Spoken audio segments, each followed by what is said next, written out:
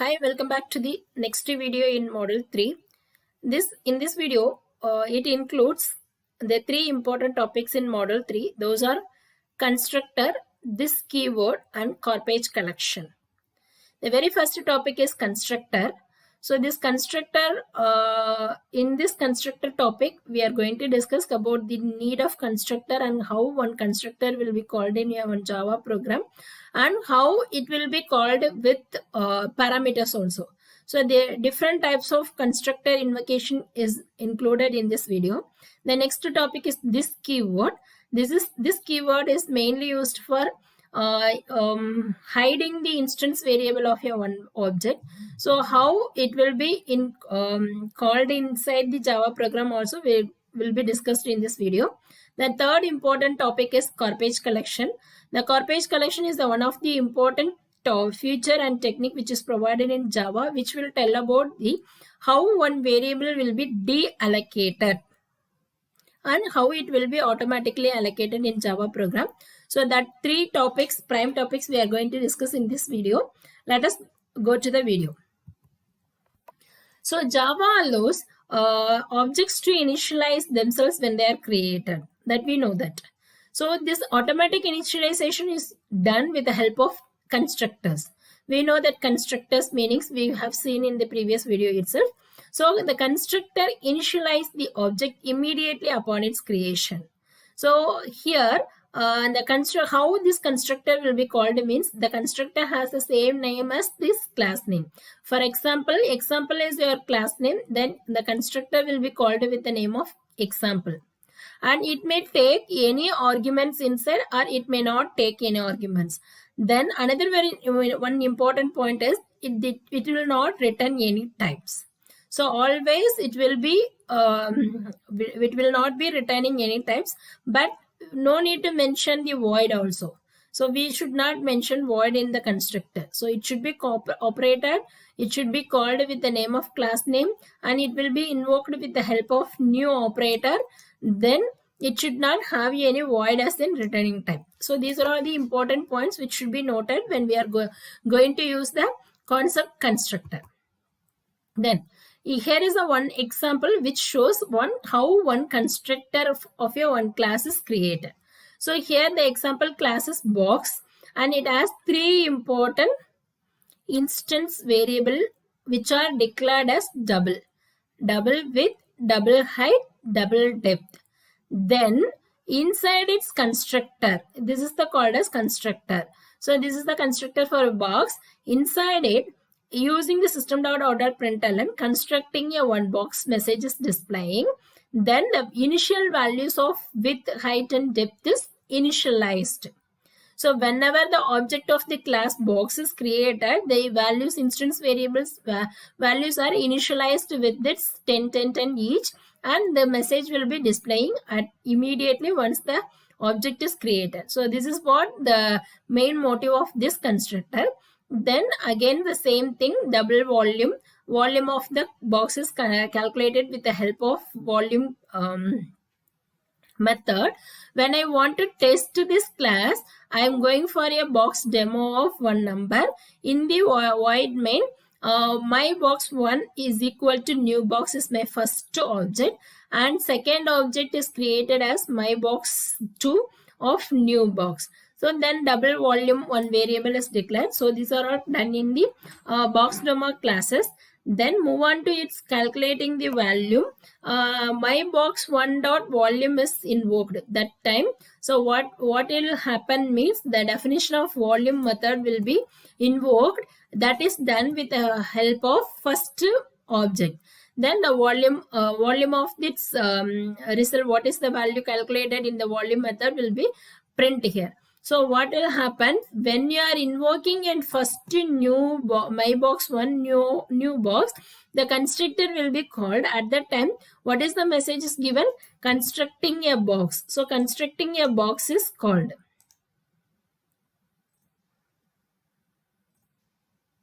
So constructing a box is a first method, first message it is called. Then when the my box 2 is created, at that time constructing box is the another one constructor called which will be called. Then The third output will be mybox1 dot volume. So at that time, what is the value of mybox1? 1000. So 1000 will be written, and similarly mybox2 also will be returning 1000. Here, what is the point should be mentioned means both mybox1 and mybox2 were initialized by the box constructor when they were created. When the mybox1 dot new mybox will be calculated, no, at that time only it is created. Then it will be created with its dimension of 10 by 10 by 10 each other. Then one more point to be noted here in this constructor concept is how we can make use of parameterized constructor. So for this parameterized constructor, one more example is given with the same kind of explanations. So class box is created with a double height, double depth instance variables. Here the one constructor which is called here as box double of w, double of h, double of d. That means here three parameters are passed as the arguments for the constructor. So what is the value assigned here will be respectively assigned it to the value of instance variable. So w, what is the value given? Say for example, the value of w is equal to 20 means 20 is assigned here. The value of height equal to 40 means 40 will be assigned. The value of d is equal to 60, that will be assigned here. So likewise, what is the instance values given at the time of the object's creation, that value is assigned its dimension as width, height and depth. Then remaining volume method is same.